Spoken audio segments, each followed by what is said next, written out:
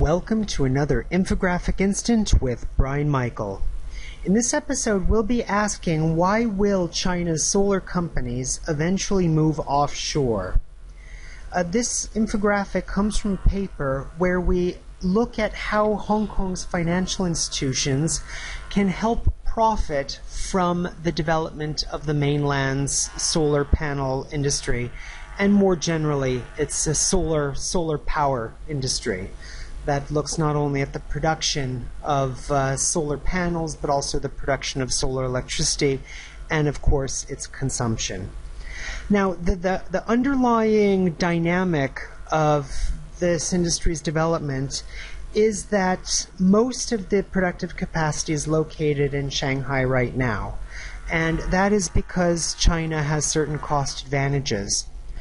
But in the future, we know that much of this production will go offshore as costs in China start to rise. Much of this offshore production, if the future trend follows the current trends, will go to places such as Indonesia, Vietnam, potentially even Myanmar, and so forth. Thus, it's a nice accident that Hong Kong sits geographically in between these markets, and thus has the potential of serving both geographically as well as functionally as an intermediary or middleman in the market for providing finance to China's solar panel industry. So, turning our attention now to the infographic you see in front of you, there are two main points to note about this infographic.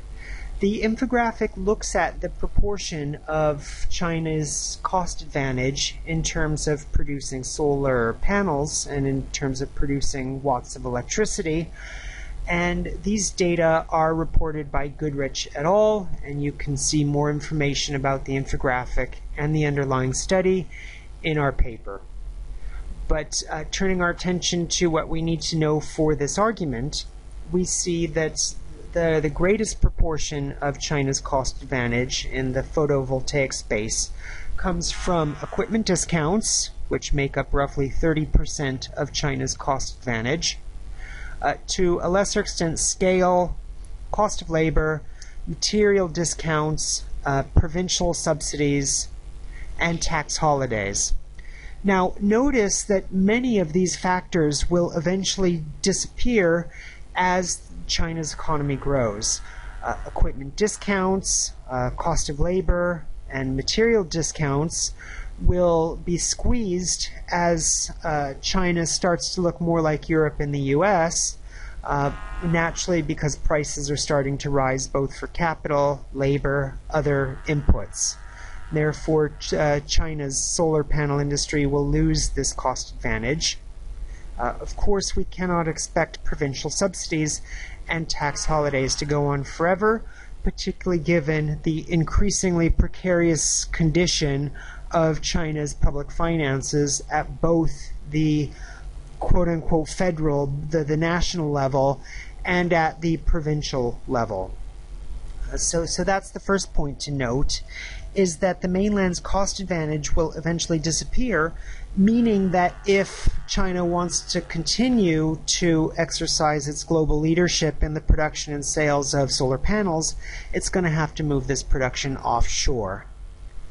The second point to note about the infographic is that, if anything, China's capital structure hurts rather than helps its cost advantage, suggesting that there is an important role to play for a financial industry such as that located in Hong Kong in order to provide it with cheaper and better placed capital.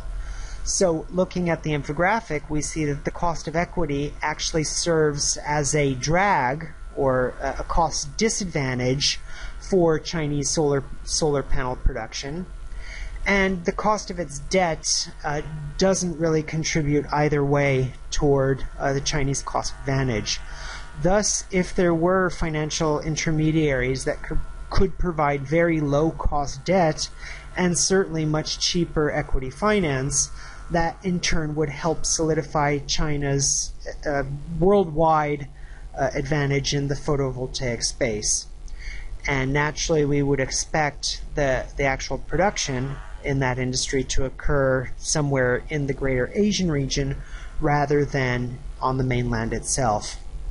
So the moral of this infographic is that there is certainly an opportunity for Hong Kong's financial advisors to help capture this money in motion as production starts to flow to the greater Asian region, and as these financial advisors can give advice to companies like Jinko, to Xinyi, about how to raise money through the issue of bonds, debts, asset-backed securities, and so forth. This has been another Infographic Instant with Brian Michael.